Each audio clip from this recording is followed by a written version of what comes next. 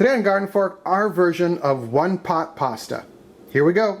Hey everyone, it's the week I want to make pasta, and I'm in the city, and my garden, the tomatoes are all tapped out upstate.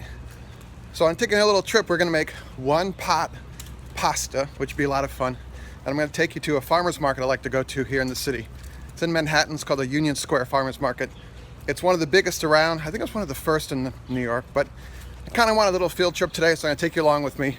And then we're going to make some pasta because I love pasta, as you know. Ready? Here we go.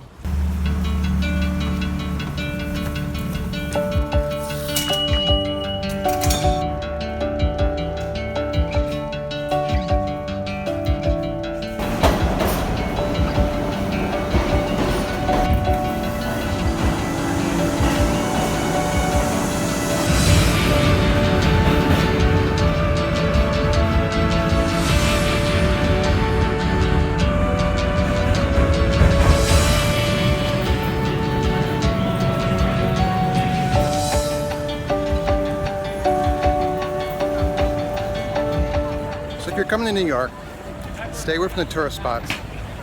Come down here to Union Square. You get your lunch.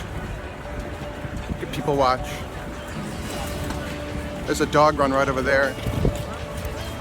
Just try not to bump into people while you're talking to your phone.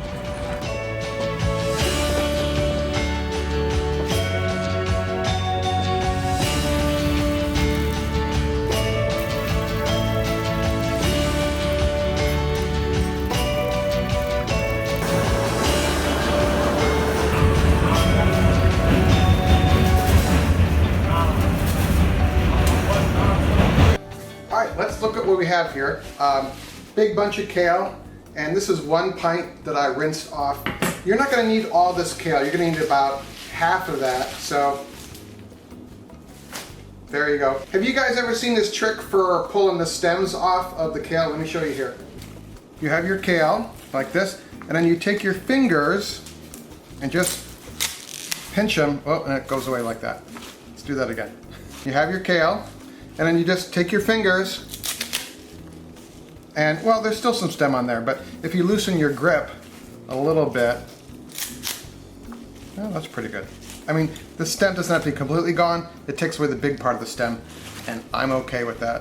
We're gonna just take all our kale, chop it coarsely, and then rinse it. I always rinse kale after I've chopped it because it just seems like it's easier. I think it gets cleaner that way, you know? You can just roll this up. This could be a little sharper. For cherry tomatoes, there's a pint of cherry tomatoes. Ooh, there they go. I just take a bread knife. I think that's the best thing for slicing these, and just cut them in half.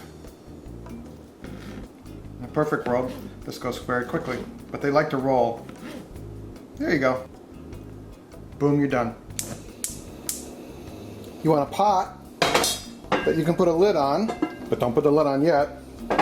2 cups of water in here. Bring that to a boil. So I did not invent this recipe. How surprising. GardenFork's very derivative. It's kind of this eclectic DIY show. Cooking is one of the things. And the New York Times just did a cookbook review of a bunch of cookbooks, and one of them is Anna Jones' cookbook called A Modern Way to Cook. And she is, from what I'm pretty sure, is the author, the original author of the one-pot spaghetti recipe that's flown around the internet for a while here. And we haven't done it here in GardenFork, and I was like, well, I like pasta, so let's do this. I'm doing a half portion, half size. I'm doing it for 2 people. So if you want to bump it up, double it, or quadruple it, have at it. And thank you to the Times and to Anna Jones. I'll link to the book that she has out now in our show notes, all right? Half a box of spaghetti, okay? So that's a box. We'll take half of that. This is going to be elegant. And then I do kind of a cheater thing, but I take this and I break it in half. It cooks faster that way. 1/4 cup of olive oil, cherry tomatoes, and a zest of 1 lemon. I don't have a zester here, so I'm just using a thing, a little cheese grater. Use what you got. Make sure you wash this lemon before you do this. You're going to have to stir this a couple times while it's cooking. You want to separate the pasta so it doesn't stick together. And also that's going to help break down the tomatoes. This is a little, I should have stirred it before. I'm sticking together, having pasta sticking. That's another reason I split it in half. Let it go. Alright, while that's cooking away, have you guys made one pot spaghetti? I'd be curious to see what you guys learned, because I learned from you. I always appreciate the comments in the comments below here. And if you want to watch some more GardenFork, there are links below and at the end of the show for more about my world.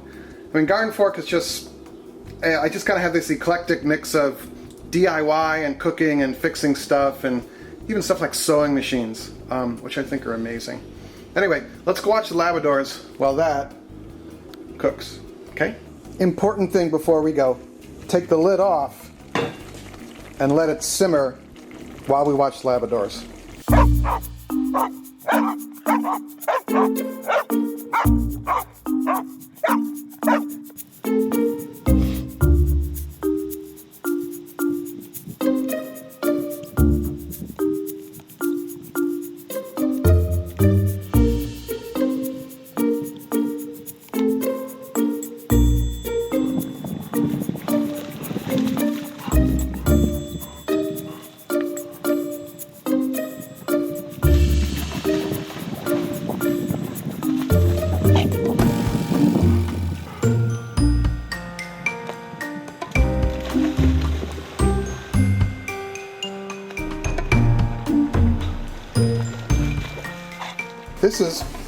That's like pretty close darn done. We'll have to do a little test on the pasta.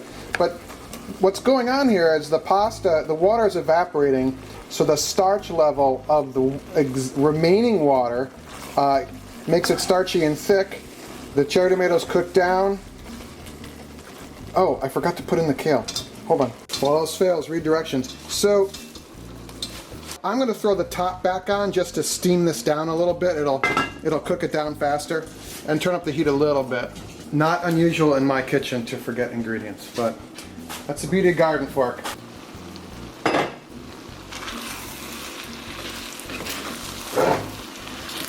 Turn the heat off. Mix that in. That should have gone in a little earlier. And I think I burned the bottom of the pot a little bit. Oops. We have a whole video series about caring for cast iron and whether you can use soap on cast iron. I'll link below in the show notes to those videos. As my friends know, I love pasta. And I love cheese and kale and tomatoes. And I love stuff that's simple like this. So here we go.